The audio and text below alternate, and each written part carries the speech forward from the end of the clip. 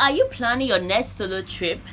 Then this is for you. Or if it's your first ever solo trip, let's get into this. Hello family, what is up? Welcome to my channel. My name is Jennifer, and if you are new here, I create content on lifestyle, travel, and random vlogs.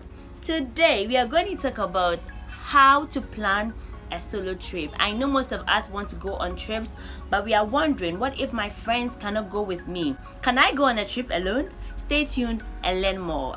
So the first thing you're supposed to do when you're planning out a solo trip is to plan out your first few days.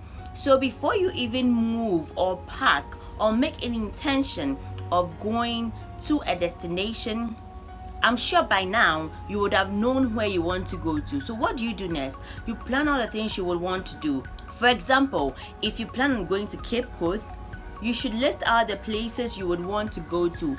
Maybe you want to visit Cancun, you want to just list out everything you want to do, the activities you want to have, what you want to do with your tour guide and all of that. This gives you more confidence, especially if you have never been to the location or the destination before.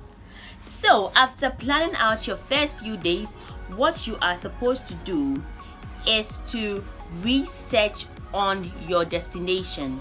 You have to do a lot of research on wherever you intend going to, and in doing this research, it makes you more confident and it gives you more information. It keeps you well informed of the destination, with what you are supposed to expect, the things you are supposed to do when you get there. You can do this by reading about guidebooks or by simply googling your location. You can just type in maybe 10 things to do when I come to Ghana, or 10 things to not do when you come to Ghana, maybe 10 places to visit in Ghana. Just get to know about the culture of the people. Okay, but for example, if you are in Ghana and you're just going to another region, you still need to know about the culture of the other people. For example, I have never been to the Volta region, so if I am taking a trip to the Volta region, I would have to learn more and read more about the people of the Volta region, just to be comfortable and confident in my skin.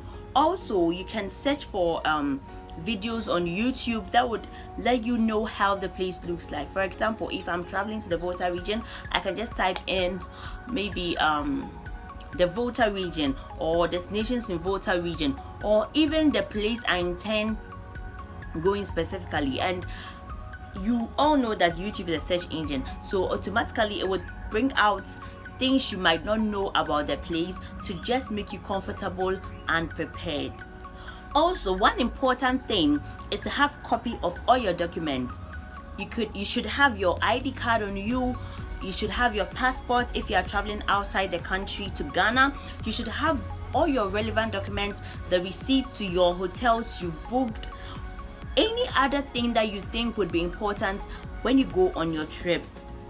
And it's also for easy identification, just in case of emergency. You can be located or something can be traced about you. I don't know if you get what I'm trying to say. Yes, so having copy of your documents, your very important documents, is very, very, very necessary. You can have it in the form of soft copy, or you can have it in the form of hard copy, depending on what document it is. And after having the copy of these documents, especially when it comes to maybe your hotel reservations, what you can do is that you can take a picture or send a soft copy to a relative or a friend, just for the person to be sure of where you are going to. Because don't forget, it's a solo trip. You are not going with anyone, you are going on your own, sometimes to a destination you have never been to, maybe from outside the country to Ghana. So you need to let your relatives know where you are at what point in time. So sharing this important document with them would also help them to know how safe you are and where you are in case they need to reach you. And usually when we are going for these trips, I know that we don't spend more than 3 days. If you are in Ghana and you are going for a trip to another region, I know at most 3 days. But when you are coming out of the country to Ghana specifically for sightseeing, then you are going to pack a lot of things. But make sure that you don't pack heavy bags, don't have heavy luggage, because don't forget, it's a solo trip travel. You are traveling on your own, so there is a high probability you have to do everything on your own unless you get help from someone. But since you are going alone, you have to prepare as you being alone. So whatever you do, however you pack your bags, how heavy your bag is, you have to put all those things into consideration, because you might be carrying them alone, and I don't think you would want to be carrying heavy bags all alone on the streets of Ghana or on the streets of another region in Ghana. I don't think you would like that experience. So make sure that as much as possible, pack light so that you can get it easy. Also, with respect to accommodation, what you need to do is make sure you pre-book your accommodation before you get to your destination, because you might get there late and you have no idea of where you're going to sleep and you will become stranded. But guess what? If you book your accommodation beforehand, you already know where you're going to. You might as well even know the room you're going to. So no matter the time you get to your destination, all you have to do is to get straight to your hotel, your hostel, or if it's an Airbnb, wherever you're going to sleep is easier if you book in advance, especially if you have never been to the destination. So make sure before you take any trip, especially as a solo traveler, you pre-book your accommodation. Make sure you confirm the accommodation and get receipts or get details on payment, or make sure that the room has really been booked for you before you set off for your trip. And still on the issue of accommodation, if it's possible, it's best you sleep in a social accommodation. For example, if you can book a hostel or an Airbnb, even if it's not a hostel, make sure that if it's a hotel or an apartment, it's not too far away from town. Because don't forget, you are a solo traveler, so you would definitely be on your own.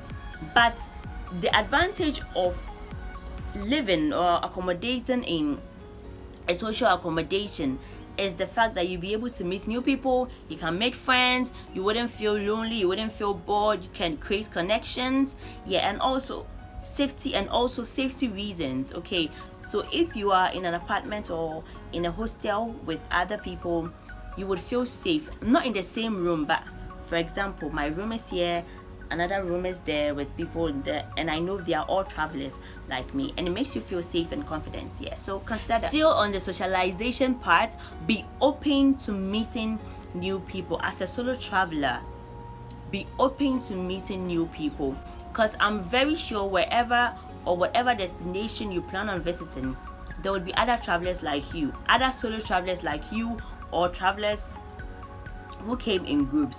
But whatever be the case, be open to meeting new people. Just have fun, interact, socialize, create connections, and make your travel worthwhile. Another important tip is to have cash on you every time you go on a trip. I know because of ATMs, because of our cards, we usually don't have money on us, mobile money and all that. But make sure that wherever you go, you have a substantial amount of money on you. You place somewhere, you can hide it somewhere just in case of emergencies, and you don't have access to ATM at the moment, you don't have access to mobile money at the moment, you don't have access to a bank or any of that sort.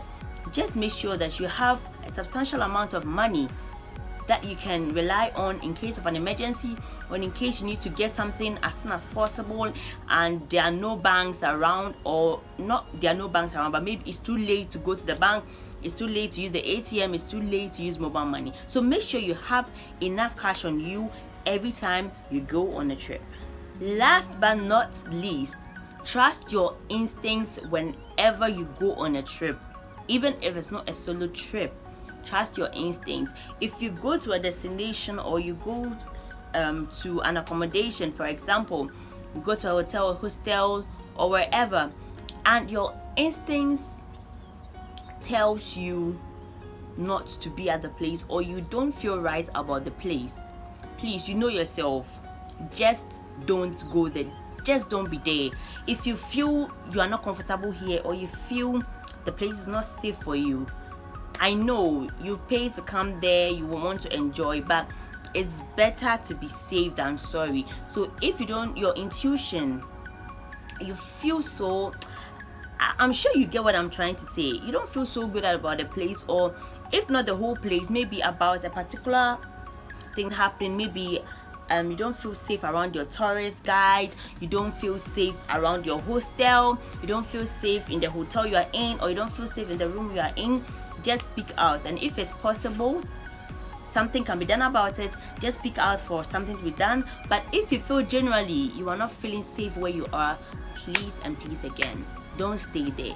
Just come home, because it's only when you are safe that you have a chance to embark on different forms of travel. Alright family, so that's the end of today's video. I hope I helped you to prepare as a solo trip traveler. If you are new on this channel, I create videos on travel, lifestyle and random vlogs. Hit the subscribe button if you haven't, and I'll see you in the next video. My name is Jennifer. Peace out.